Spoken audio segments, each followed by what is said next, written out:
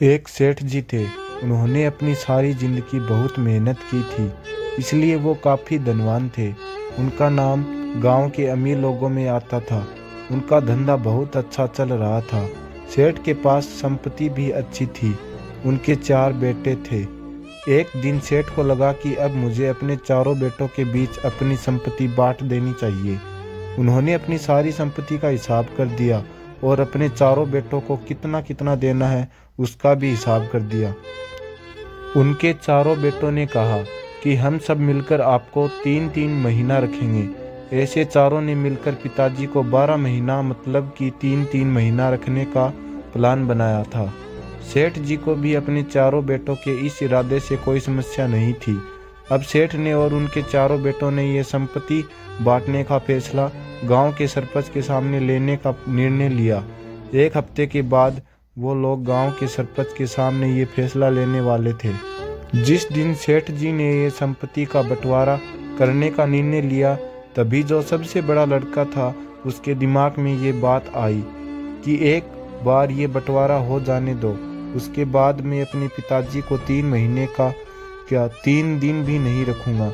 वही बात बाकी तीनों के दिमाग में भी आई थी। वो चारों सोच रहे थे कि एक बार संपत्ति अपने नाम हो जाए, उसके बाद क्या करना है वो तो हमें देखना है। वो चारों इतने लालची हो गए थे कि अपने पिताजी को 3 महीने रखने के लिए भी राजी नहीं थे। जिस पिताजी ने इतनी मेहनत करके इन चारों को संभाला था, वो चारों मिलकर भी अब पिताजी को संभालने के लिए राजी नहीं थे। चारों कुछ बोले इसलिए नहीं रहे थे ताकि अगर उन्होंने पहले से ही बता दिया तो बंटवारे में उनको अपना हिस्सा नहीं मिलता। अब आखिर हफ्ता पूरा हो गया और वो बंटवारे का दिन आ गया। चारों बेटे और पिताजी ये फैसला लेने के लिए गांव के सरपंच के पास आ जाते हैं। गांव के सरपंच सेठ जी से पूछते हैं कि आप अपनी सारी संपत्ति अपने चारों बेटों को बांटना चाहते हो और वो चारों बदले में आपको 3-3 महीना अपने घर पर रखेंगे। क्या आपको ये अंतिम फैसला है? तभी सेठ ने कहा, जी नहीं, मेरा अंतिम फैसला ये है कि मैं अपने चारों बेटों को 3-3 महीना अपने पास रखूंगा और बाकी के 9 महीने वो अपने हिसाब से रहेंगे। सेठ का अंतिम फैसला सुनने के बाद चारों बेटे के पैरों तले जमीन खिसक गई और वो चारों हक्के बक्के रह गए। वो सोच रहे थे और हुआ क्या, सेठ जी ने तो पासा ही पलट दिया।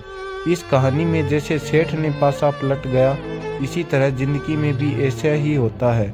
अगर हमारे इरादे सही ना हो तो कभी कभी भगवान ऐसा पासा पलट देते हैं कि जिसकी हमें भनक भी नहीं होती है। इरादे अच्छे रखने चाहिए क्योंकि ऊपर वाला सब कुछ देख रहा है।